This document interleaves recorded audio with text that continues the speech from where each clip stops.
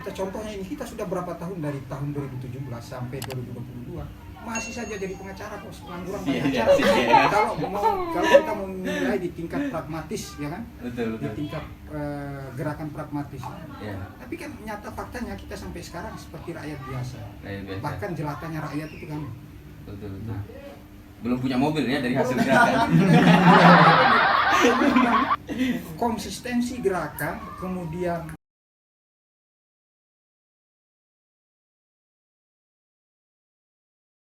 Bang Fadil dan juga Bang Ruslan ini adalah dua tokoh yang aktif di dunia gerakan, yang kemudian mengkawal isu-isu yang tentunya aktual yang terkait dengan kebijakan-kebijakan pemerintah yang mereka perjuangkan untuk selalu pro terhadap masyarakat. Kebijakan-kebijakan itu untuk bisa bermanfaat dan menjadi kemaslahatan masyarakat umum. Karena kita tahu bahwa hari ini memang pemerintah itu sangat kompleks, dan sehingga di daerah maupun nasional sudah menjadi hal yang biasa dan hal yang lumrah untuk salah mengambil kebijakan atau keputusan. Nah, sehingga itu yang abang berdua ini kawal, yang abang berdua ini aktif untuk mengkawal isu-isu tersebut. Nah, mungkin mulai dari Abang Fadil ya, yang lebih senior. Ya, yang lebih senior beliau. Jadi bagaimana santrinya? Ya biasalah, sarungan. Ya, benar. Gitu ya. Rajin ngaji. Iya. Sampai sekarang sih masih rajin ngaji, Bang ya. Alhamdulillah. Ya. Maksudnya bagaimana awal mulanya cerita itu bisa mungkin ada terinspirasi dari salah satu tokoh nasional atau mungkin pahlawan nasional maupun internasional, sehingga menggerakkan semangat dan cita-cita maupun komitmen untuk menentukan pijakan sehari-hari atau pijakan hidup di bidang dunia gerakan itu, Bang, bagaimana? Oke, kalau saya sendiri sih senang sekali membahas soal dunia gerakan. Ya, Lembaga swadaya masyarakat, ya. betul. Ya, kalau bahasa sekarang itu LSM, yang lebih dikenal bergerak di bidang sosial. Sebelumnya itu saya kan dulu itu mondok di Bonder, ya, Bonder, Yeah. pesantren NU Surya Tamusia. Nah, setelah mondok kemudian saya kenal dekat dengan guru saya, yaitu almarhum Tuan Guru Haji Ahmad Taqiyuddin Mansur. Saya kenal betul sama sosok Tuan Guru Haji Ahmad Taqiyuddin Mansur. Betul. Beliau bukan hanya tokoh di lintas daerah, wabil khusus di provinsi NTB, tapi juga tokoh di lintas nasional bagi saya. Betul. Ya kan, karena berbicara tentang politik keumatan beliau, kemudian juga dengan berbicara soal nilai spirit dalam keagamaan, kemudian dalam menyebarkan paham-paham Ahlussunnah wal Jamaah. Nah, yang waktu itu juga kan beliau sempat menjadi ketua Tanfiziyah PWNU. Betul. Saya belajar banyak dari beliau. Kemudian setelahnya itu 2012 saya lulus dari pondok tersebut dan lanjut kuliah di Institut Agama Islam Negeri Mataram. Yang sekarang UIN. Dan sekarang sudah UIN ini. Sudah UIN, ya. Dulu masih Road to UIN Mataram. Road to UIN. Kemudian saya bergabung di sebuah organisasi yang memang sudah digeluti sama guru saya. Salah satu pembawa atau pendiri PMI di wilayah Nusa Tenggara Barat itu, ya salah satunya adalah Tuan Guru Haji Ahmad Taqiyuddin Mansur, kan, tempat saya mondok. Nah, saya gabung di organisasi Pergerakan Mahasiswa Islam Indonesia yang benar-benar mendidik karakter saya dalam dunia gerakan itu. Yang saya garis bawahi adalah pergerakan yang kemudian ada dua hal inti yang memang harus jadi tanggung jawab kita selaku kader maupun anggota pergerakan, bahwa kebangsaan maupun keislaman Islam Indonesia.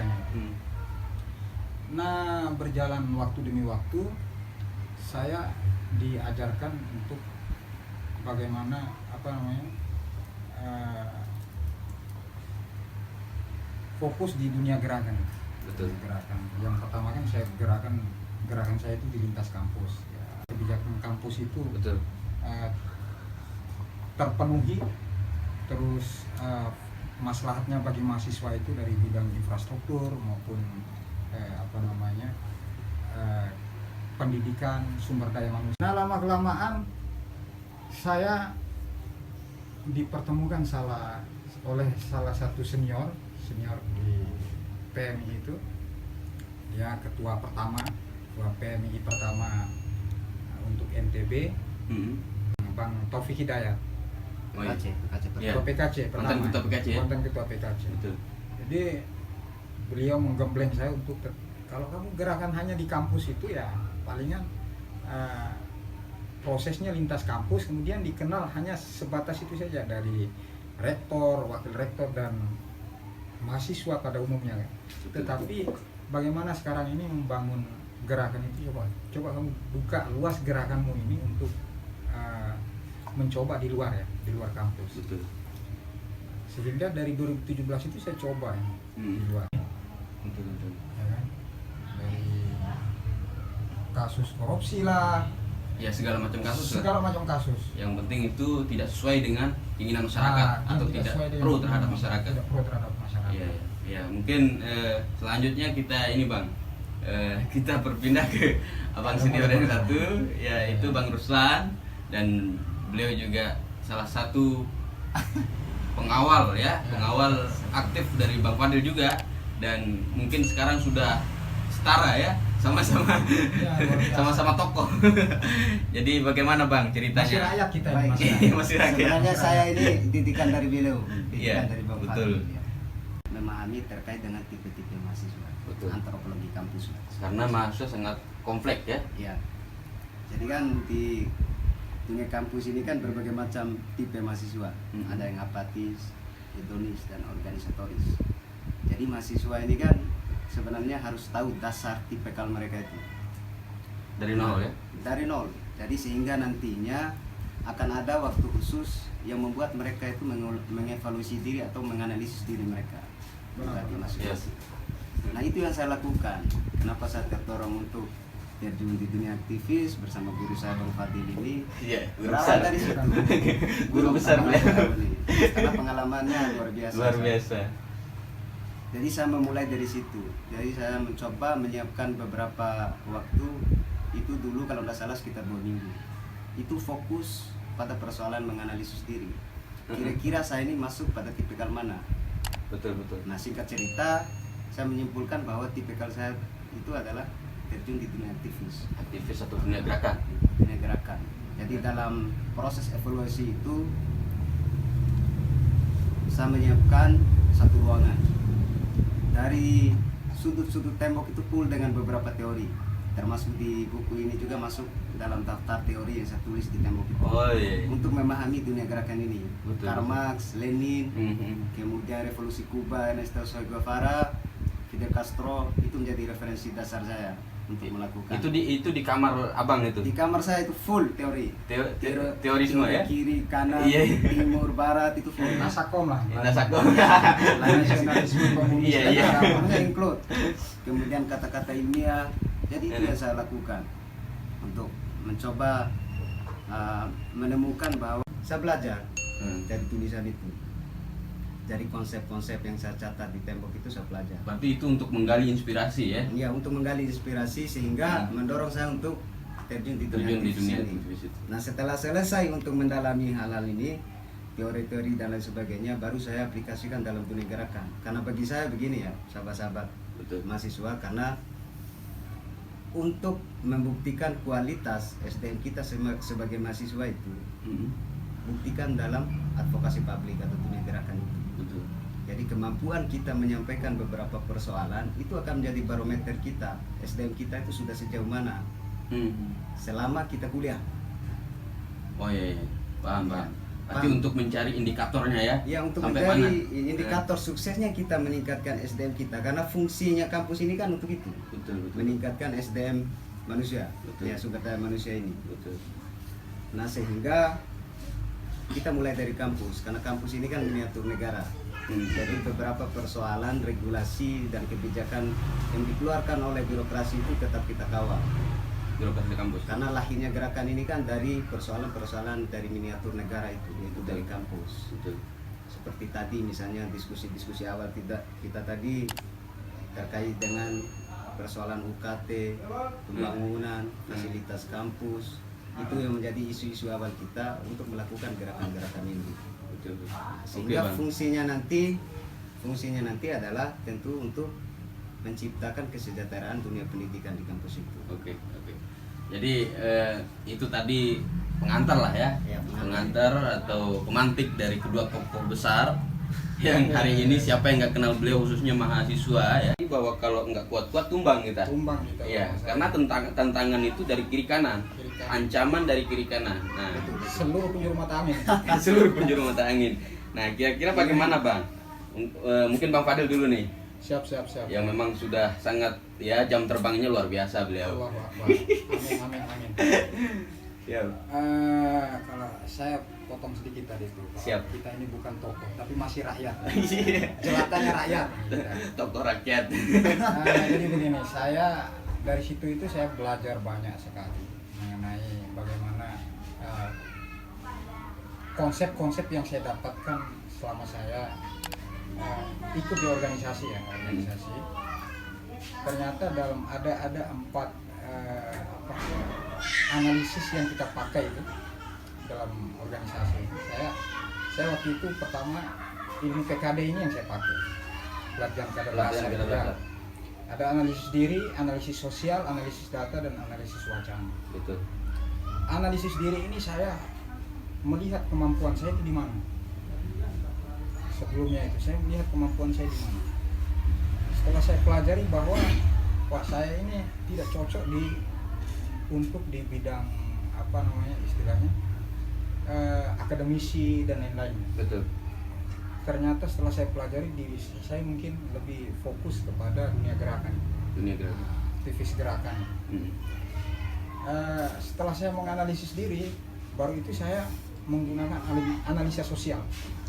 Analisa sosial artinya bagaimana melakukan pendekatan-pendekatan dengan berbagai macam elemen itu, mahasiswa, masyarakat sosial, maupun masyarakat yang bergelut di dunia politik, kemudian juga dengan dari kalangan-kalangan praktisi hukum mungkin kan. Betul. Nah itu yang saya coba dekati untuk merangkul mereka menjadi sahabat saya.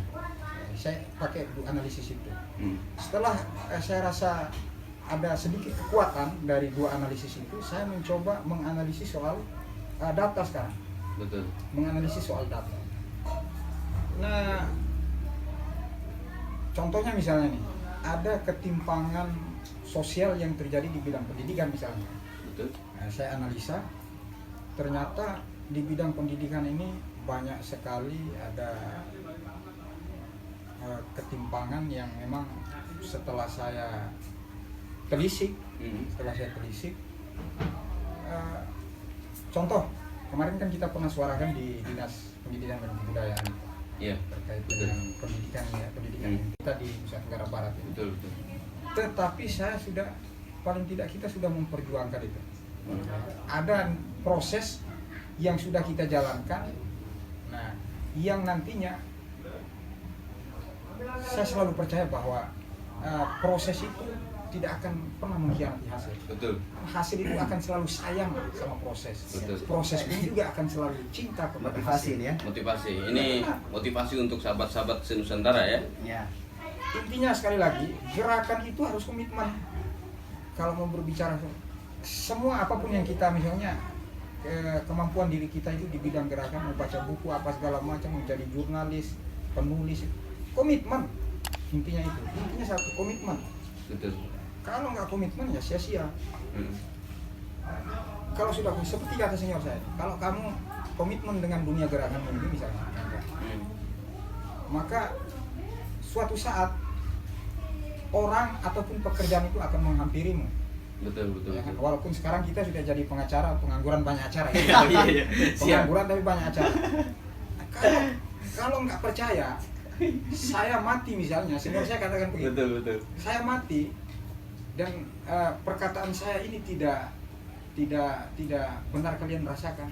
Kamu datangi makam saya, kamu kencingi makam saya. Itu bahasa senior. Itu senior ya. Senior saya katakan seperti itu. Dan sekarang benar terjadi itu. Saya termotivasi, kemudian saya melakukan itu dan alhamdulillah benar Terbukti terjadi. ya. Terbukti, ya. Terbukti bahwa sekarang sudah menjadi anak-anak asuran besar. Enggak seperti itu juga. Paling tidak jejaring sosial ini, jejaring sosial kayak bagaimana kita pendekatannya habluminanas tadi itu. Betul. Habluminanas ini kan tidak hanya berdekatan dengan tokoh-tokoh di masyarakat, kemudian dari lintas masyarakat bawah, tapi harus juga masyarakat menengah maupun masyarakat tingkat ke atas. Nah itu sudah kita coba dan alhamdulillah sudah kita rasakan itu. Betul. Dari proses. Kalaupun masih sebiji pasir, Betul. ya nikmat yang kita rasakan dari proses yang cukup lama yang kita lakukan. Ya. Oke. Nah, mungkin berikutnya dari Baik, gimana, Pak? terkait dengan alasan ya, kira-kira begitu. Alasan yang membuat saya terdorong untuk terjun di dunia aktivis. Nah sebetulnya begini sahabat-sahabat. Ya. Jadi wadah organisasi dan dunia gerakan aktivis ini pada dasarnya saya jadikan tiang tambahan dalam dunia akademisi. Betul. Sehingga apa? Targetan saya ketika saya kuliah dulu, ini kita cerita pengalaman ya, supaya teman-teman sahabat-sahabat termotivasi lah paling tidak. Targetan saya adalah selama di dunia perkuliahan tidak ada waktu yang terbuang sia-sia. Betul. Kenapa? Sehingga ketika kita terjun dalam dunia organisasi atau gerakan aktivis, maka ada beberapa hal kegiatan positif yang kita geluti di situ. Artinya adalah kita mencoba meningkatkan daya atau gaya literasi kita di dunia aktivis itu. Betul. Sehingga kembali lagi memungkinkan kita untuk meningkatkan SDM tadi. Betul. Bagi saya, untuk menjalankan rukun mahasiswa dalam prinsip saya itu ada 3, dan itu hanya kita dapat di dunia gerakan jalanan ini. Pertama, kita harus membaca, kedua menulis, dan yang ketiga adalah berdiskusi. Betul. Jadi dari satu paket kegiatan itu, rukun mahasiswa itu, maka akan merubah gaya atau konsep berpikir kita dengan mahasiswa yang tidak terjun di dunia organisasi atau gerakan aktivis. Paling tidak misalnya di ruangan kelas, ya hasilnya ketika kita terjun di dunia itu, kita tidak sama presentasinya dengan mahasiswa-mahasiswa yang tidak non-organisatoris ya. Non-organisatoris. Iya. Berarti nanti dapat nilai plus lah. Ya, dan itu terbukti. Ya. Ketika kita digembleng di dunia aktivis, kita menyampaikan materi misalnya di kelas, kita tidak akan membaca makalah itu. Tapi kita dibiasakan untuk menguasai dan menganalisis terkait dengan materi-materi yang kita sampaikan, dan itu hanya kita dapatkan di dunia organisasi. Dan memang saya lihat juga begitu, Bang. Ya. Dan jika itu sudah apa yang saya katakan, maka saya harus jalankan. Dan jika itu buruk, maka saya harus katakan buruk. Dan jika itu benar, saya harus katakan benar. Tapi nah, betul. Nah, ini santri menyampaikan ini. Ya, keluar juga dalilnya. Ya. Nah, jadi untuk menjaga stabilitasi, maksudnya konsistensi niat atau komitmen itu sangat berat, Bang. Saya rasakan begitu. Karena di sisi lain kadang kita berpikir untuk kepentingan kita sendiri, di sisi lain kita juga berpikir untuk kepentingan orang lain. Nah, ini yang masih banyak kader-kader mungkin atau sahabat-sahabat se-Nusantara merasakan itu. Nah, kira-kira bagaimana sih caranya? Karena mau bagaimanapun seorang individu dengan kelompok dengan individu itu tidak bisa disamakan.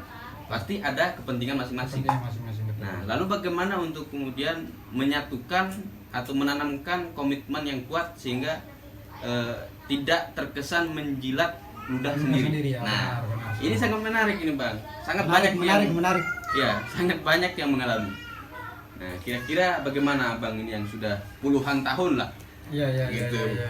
Ya. Kalau saya begini, konsep berbicara tentang konsep idealisme. Allahumma sholli ala sayyidina Muhammad wa ala alihi wa sahbihi ajmain. Siap. Ngeri, Ustaz. Muhammad dulu ini kan. Bentar lagi nih. Kalau berbicara soal idealisme ini kan, Muhammad dulu. Iya. Untuk dirinya sendiri dulu. Yang diprioritaskan Muhammadnya dulu. Prioritaskan dulu. Muhammad dulu. Setelah Muhammad wa ala alihi, keluarganya, Pak. Ini Keluarganya. konsep idealisme ini ya.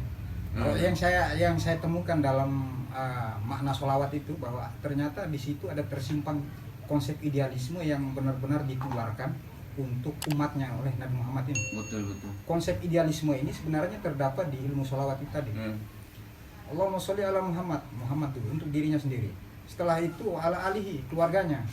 Setelah perjuangan ini sudah usai, wasohbihi, sahabatnya yang ketiga. Betul. Setelah ketiga perjuangan ini sudah selesai, usai, baru ajmain, orang banyak, kepentingan orang banyak, masyarakat umum. Nah, disinilah konsep idealisme yang perlu kita pelajari dari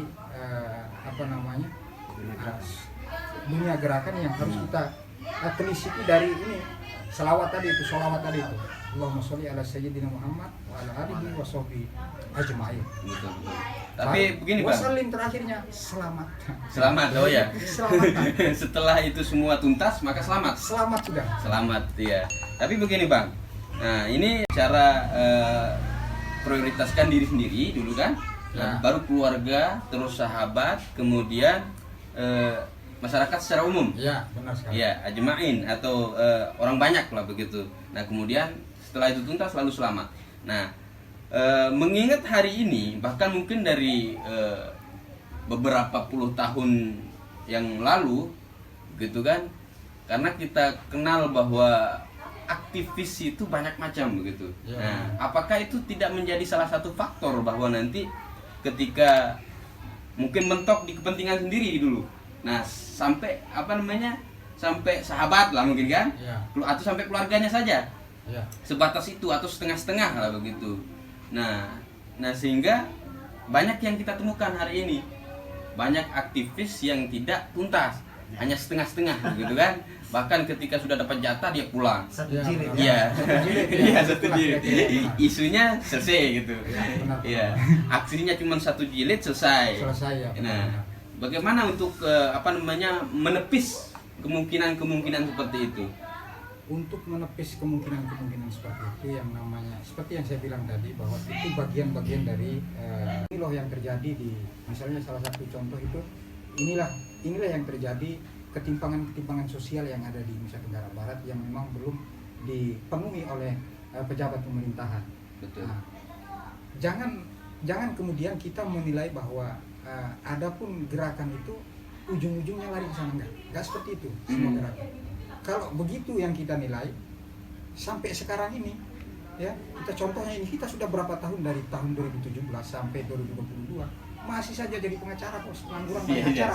Kalau kita mau menilai di tingkat pragmatis, ya kan, Betul. di tingkat gerakan pragmatis. Ya. Tapi kan nyata faktanya kita sampai sekarang seperti rakyat biasa. Biasa. Bahkan jelatanya rakyat itu kami. Betul. Nah, Belum punya mobil ya dari hasil gerakan. Kenapa? Konsistensi gerakan, kemudian komitmen dalam dunia gerakan itu tidak serta-merta kita langsung menikmati hari itu. Tidak seperti itu kita Tidak instan lah, tidak ya? instan. Tidak semudah kita membalikkan telapak tangan. Betul. Itu kan bagian dari misi perjuangan umat, kemaslahatan umat. Nah, hasilnya mungkin ya, contoh kita tahun 2017 dulu ya, kita pernah suarakan soal di bidang pertanian misalnya, ada kasus korupsi itu di bidang pertanian di tahun 2017 itu, masalah bibit jagung 2017 Pak kita suarakan. Nah, terbukti sekarang bahwa yang hasilnya itu bahwa sekarang ini mantan kadis Tambun yang dulu waktu kita suarakan itu sudah jadi tersangka pada kasus sudah terdakwa. Oh, isu yang kemarin beredar ya? Nah, isu yang pernah kami suarakan itu. Betul. Pernah kami suarakan. Nah, kemudian waktu itu kita pernah turun dengan pengurus cabang Pergerakan Mahasiswa Islam Indonesia Kota Mataram. Betul. Kita suarakan soal kepedulian kita terhadap perempuan, ya, terhadap perempuan yang waktu itu kejadiannya itu Ibu Nuril. Masih ingat kan? Oh, iya, Ibu Nuril yang iya. tenornya Orang Lombok sampai, itu ya? ya, Iya. tenornya sampai Iya, nasional. gara-gara isu UU ITE itu kan, Betul betul. ya kan? Informasi dan transaksi elektronik itu. UU itu kemudian dia mau di apa namanya, masuk dijebloskan ke dalam penjara karena menyebarluaskan Ancamannya. bukan ancaman, apa namanya, bahasa pelecehan. pelecehan Oh, seksual, betul, ya, betul. pelecehan Bukan seksual oleh kepala sekolah. yang Iya. dilakukan oleh oknum kepala sekolah. Oknum kepala sekolah. Nah, lalu itu hukuman-hukuman yang memang dikatakan waktu itu dia melanggar undang-undang ITE tadi. Ya, ya. Berarti itu salah satu contoh lah ya. Iya, dampak bahwa dari betul mengawal isu itu sampai tuntas ya sampai tuntas. dan sampai melihat hasilnya seperti apa namanya, kepala dinas apa yang kemarin dijadikan tersangka itu pertanian. Ya, pertanian dan perkebunan. Iya, dan itu sudah saya lihat juga media-media nasional sudah. Dari 2017 kita suarakan. Nah, betul. Udah jatuh. Ya, mungkin selanjutnya dari Bang Ruslan nih. Oke. Bang Ruslan selaku apa namanya, Anak buahnya. anak buahnya. Bukan, sama, kita sama. Oh iya. Ini ya, Iya. dalam hal begini kan berdiri sama tinggi, Berdiri sama sama rendah. tinggi, Duduk sama duduk rendah. sama rendah. Ya, ya. Oke, santai sidang jalanan lebih sederhananya. Mhm. Sebenarnya begini sahabat-sahabat. Jadi ada beberapa poin yang harus kita pelajari dalam melakukan penegakan. Pertama, kita analisis data. Oh, iya. Nah, kenapa tadi Itu misalnya, penting. ya ada beberapa kejadian yang memang ketika aksi sekali berhenti. Satu jilid ya. Ya, satu jilid itu berhenti. Jadi sahabat-sahabat perlu tahu, biasanya dalam peristiwa aksi yang seperti ini adalah berpengaruh pada persoalan mendalami kasus. Ya, Jadi investigasi. terkadang kita ini gupuh, apa bahasa Tergesa-gesa. Tergesa-gesa ya. Ya, terkadang kita tergesa-gesa tanpa mendalami persoalan kasus. Betul. Nah, itu yang membuat kita mentok hanya di situ saja untuk melakukan aksi. Mhm. Nah, sehingga inti dari persoalan aktivis jalanan ini, advokasi publik ini adalah pada kajian isu itu.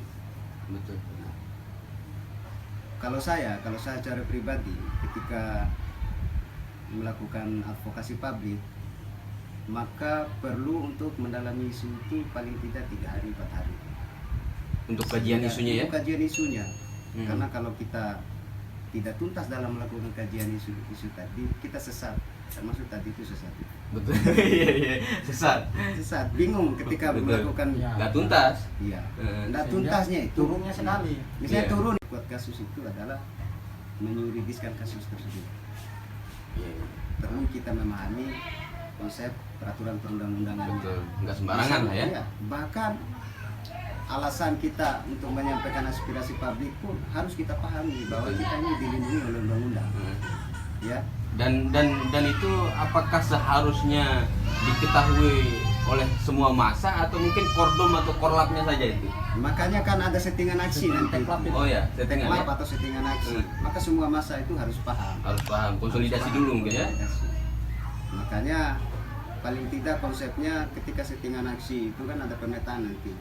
Misalnya untuk si A misalnya menyampaikan persoalan ini, si Betul. B menyampaikan persoalan ini, itu pemetaannya nanti sehingga terarah. Nah, sehingga mengena nanti pas mereka menyampaikan aspirasi nanti kena itu loh maksudnya. Oke. Tan Malaka, terus siapa lagi? Ada ini yang terbunuh itu Dan ID DNID Sohoki. Kalau Sohoki aktivis bukan? aktivis juga. Iya. Karena aktivis ini yang perlu dicatat bukan dalam ranah gerakan saja. Iya. Aktivis itu banyak modelnya. Banyak modelnya. Ada aktivis di bidang keagamaan, sosial, politik, budaya, itu semua aktivis itu. Betul. Ya karena memang begini modelnya itu. Saya pernah disampaikan oleh salah satu guru saya itu bahwa la tashab ilama yang halu-haluk itu katanya. Luar biasa. Jangan engkau berteman dengan Jangan. orang yang tidak menggerakkanmu. Betul. Artinya aktivitas itu, kegiatan itu, kalau berteman dengan orang yang apatis, ya nggak usah. Itu diperintahkan ini, kita diperintah itu kan sebuah dalil yang memang dikhususkan untuk bagaimana bersahabat itu, berkawan atau bersaudara itu dengan Betul. orang-orang yang memang menggerakkan ini kita nalar berpikir, nalar kerja kita untuk di dunia nyata maupun dunia fana ini. Betul. La tashab illa mayyan haduhalu. Jangan engkau berteman dengan orang yang tidak menggerakkanmu. Ini salah satu dalil dari pergerakan mahasiswa Islam Indonesia. Nah, ini mantap, ini luar biasa. Dan ini jarang memang yang background santri ini, kadang jarang juga senior ini kan. Masih nakal ini. Dikatakan santri. Iya, masih begitu. nakal kita ini. Iya. Nah, jadi sangat menarik memang berbicara dengan dunia gerakan ini atau berbicara dengan dunia aktivis yang tentunya sangat kompleks ya. Ada di bidang sosial, agama, terus politik, budaya dan lain sebagainya. Nah, kira-kira abang berdua ini, isu apa yang pernah dikawal yang menurut abang isu itu paling berat atau paling besar begitu? Nah, kemudian sejauh mana mengkawalnya, ataukah setengah-setengah atau tuntas gitu kira-kira? Contoh lah, mungkin dari sekian tahun sudah di dunia gerakan begitu. Isu yang paling berat yang Paling menantang lah begitu. Dr. Mawardi itu kayaknya berat juga ya. Oh itu iya. ya, kayaknya berat juga. Di masa TGB berarti itu ya? Di masa TGB. Masa TGB. Isu itu yang waktu itu ya sangat viral ya, yang kepala kepolisian daerah ini sampai sekarang belum ada ditemukan. Artinya apa? Bukan masalah kita meragukan kinerja dari aparat penegak hukum ini ya, betul. bukan. Tetapi yang saya pertanyakan di sini adalah kenapa kemudian sekelas narkoba, Pak, ya, sekelas narkoba dia sembunyikan di dalam perutnya itu, atau mungkin di dalam permisi yang saya pernah temukan itu, anus ya? dalam anusnya itu saya saksi mata langsung, itu bisa ditemukan. Narkoba ini, Pak. Sosok Mawardi ini sampai sekarang belum bisa ditemukan. Itu yang maksud saya sampai Iya. sekarang. Berarti belum. dia itu lebih misterius dari narkoba. Oh, lebih misterius orang ini. Betul. Bisa dibilang aneh kasus itu. Aneh juga. Iya. Aneh sekali itu. Nah, sampai sekarang masih disuarakan oleh Dari aktivis-aktivis 2016. ya. Aktivis-aktivis senior maupun aktivis-aktivis junior seperti kami ini yang masih menyuarakan soal itu. Nah, karena sudah 4 kali atau 5 kali pergantian kepemimpinan Kapolda ya. Pokoknya dari tahun 2016 kasus ini kan sampai Ya. sekarang belum tuntas. Belum tuntas. Belum Nah, itu tuntas, yang ya. bagi saya belum masih berat untuk Dituntaskan ya. dituntaskan. Karena sangat misteri ya. Jadi menurut abang berdua ini kira-kira tokoh ini si Dr. Mawardi ini masih hidup apa bagaimana tuh? Nah, itu wallahu alam bisawab. Hanya Tuhan yang tahu. Iya, dan hari ini sudah mulai mengabaikan atau masih bagaimana? Masih tetap ingin kita jumpa dan menyaksikan. Bahkan pernah dilaporkan itu sama itu Abang Abdul Majid Ya, yang pimpinan lembaga Nusa Tenggara Development Institute NDNTB.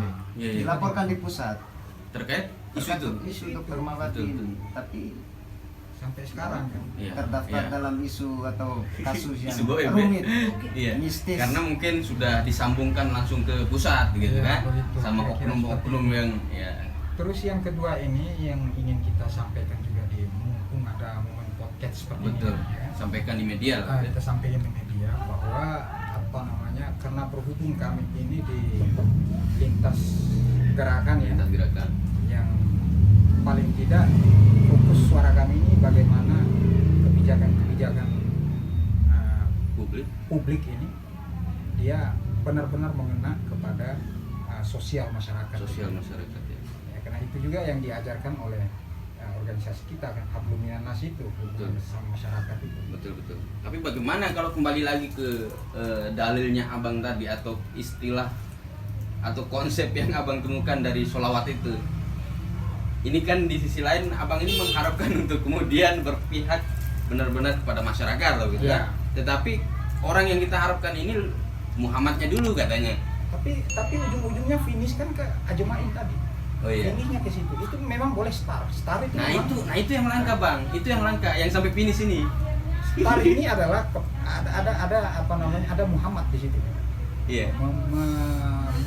Melihat diri sendiri, potensi diri. Tetapi finishnya nanti adalah Ajmain. Jadi tadi ketika kita menyentil terkait dengan persoalan-persoalan regulasi ataupun isu-isu dan bahkan kasus-kasus yang berada di negara ini, khususnya wilayah Provinsi Nusa Tenggara Barat ini, sehingga tadi publik itu tahu. Betul. Nah, dari ketahuan publik, maka paling tidak akan melahirkan kajian-kajian di situ, diskusi-diskusi Betul. kecil terkait dengan kasus ini. Kemudian terlebih APH juga akan tahu, sehingga APH ini mau untuk mengusut tuntas terkait dengan persoalan-persoalan diangkat. Persoalan. Karena ketika aksi massa dilakukan kemudian naik ke media, publik tahu, maka itu akan menjadi sorotan untuk APH ini. Betul. Baik pihak kepolisian, kejaksaan dan lain sebagainya. Mungkin itu. Ya, jadi memang terkait dengan bagaimana dunia gerakan tentang mengkawal isu dan lain sebagainya. Nah, pertanyaan terakhir ini Bang, kira-kira nih dari kebanyakan aktivis itu apakah berbicara karena ini dan berangkat dari dunia pendidikan gitu kan, berangkat dari dunia pendidikan yang notabene kampus atau dalam status mahasiswa. Nah di situ kan banyak tuh maksudnya jurusan-jurusan atau fakultas-fakultas yang memang jelas nih peluang kerjanya gimana begitu, karena memang kebanyakan terjun di dunia gerakan begitu. Apalagi kalau sudah menempuh perguruan tinggi, itu pasti rata-rata mahasiswa itu dibilang mahasiswa kalau sudah demo begitu kan. Iya. Nah bagaimana itu Bang begitu? Kalau saya melihat fenomena aktivis saat Betul, ini. fenomena aktivis. Fenomena aktivis. Hukum tadi Betul. sambung lagi. Sambung lagi. Hukum itu harus tajam di seluruh penjuru mata angin. Betul. Timur, tenggara, selatan, barat, daya, barat, laut, utara, Atas timur, maupun bawah ya. ya kan? Jadi semua harus tajam dia, tidak pandang bulu. Yang Betul. benar harus dikatakan benar, yang Salah harus dikatakan salah. Betul. Nah, kemudian berbicara soal bagaimana aktivis ini, sejauh ini kan begini, kita selaku aktivis ini sibuk dengan kita pikirkan itu. Betul. Setelah dia pasca dia berorganisasi, kader ini kita harus jadikan apa? Itu Betul. tanggung jawab dari aktivis organisasi yang memang dia sudah jadi pimpinan orang-orang yang sudah jadi tokoh lagi. Betul. Karena berkat proses berorganisasi tadi. Nah, harapan itu adalah bagaimana sekarang ketika dia sudah terdoktrinisasi dengan ideologisasi, kemudian pasca dia berorganisasi, dia jadi apa? Itu namanya distribusi kader. Betul. Ya kan? Outputnya apa? Outputnya apa? Kemudian yang seterusnya adalah perdebatan kita hanya fokus kepada itu tadi, ideologimu apa, ini nalar kritismu bagian mana, apa segala macam. Tapi lupa dengan pembahasan bagaimana ekonomi umat ini. Itu sangat prioritas ya Bang? Prioritas. Sehingga pasca dia berorganisasi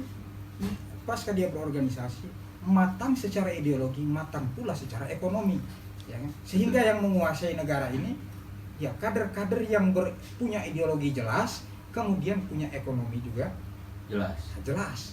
Betul. Karena apa? Yang menguasai negara saat ini adalah bagaimana mereka dari kalangan-kalangan ekonomi, secara ekonomi yang kuat. Orang-orang kapitalis lah. Nah, orang-orang Fokus ke dunia politik, dunia gerakan, sedangkan tidak menyentuh sektor-sektor yang lain. sektor-sektor yang lain. Padahal sektor-sektor seperti ekonomi ini sifatnya prioritas dalam kehidupan. Persoalan tadi ya, apa output ataupun karir dari seorang aktivis. Betul. Jadi, Endingnya bagaimana nih gitu? Apakah pengangguran atau pengacara bagaimana? banyak acara ya. Iya. Masing-masing pribadi tiap orang. Walaupun fakta sejarahnya tadi ya, lumrahnya terjun ke dunia politik. Itu walaupun lumrahnya di situ. Betul. Cuman begini, saya lebih ke hal-hal yang sederhana yang nantinya bisa dipakai oleh mahasiswa. Betul. Nah, pentingnya terjun dalam dunia aktivis. Jadi saya lebih ke produk dari dunia aktivis ini sebenarnya begini sahabat-sahabat. Ketika kita kuliah dan terjun di dunia aktivis, maka konsep atau cara berpikir kita itu sedikit lebih maju. Artinya apa? Misalnya ketika kita bayar kuliah, Betul. tidak berhenti pada sebatas kita hanya membayar kuliah kemudian masuk kelas dan sebagainya. Betul. Tidak.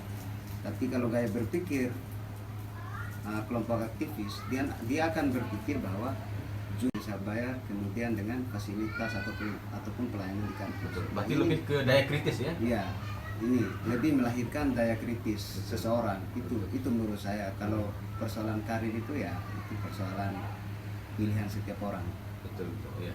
Kemudian nanti dengan harapan sahabat-sahabat senusantara bisa mengaplikasikan, mengimplementasikan di kehidupan sehari-hari di tempatnya masing-masing atau di kampusnya masing-masing.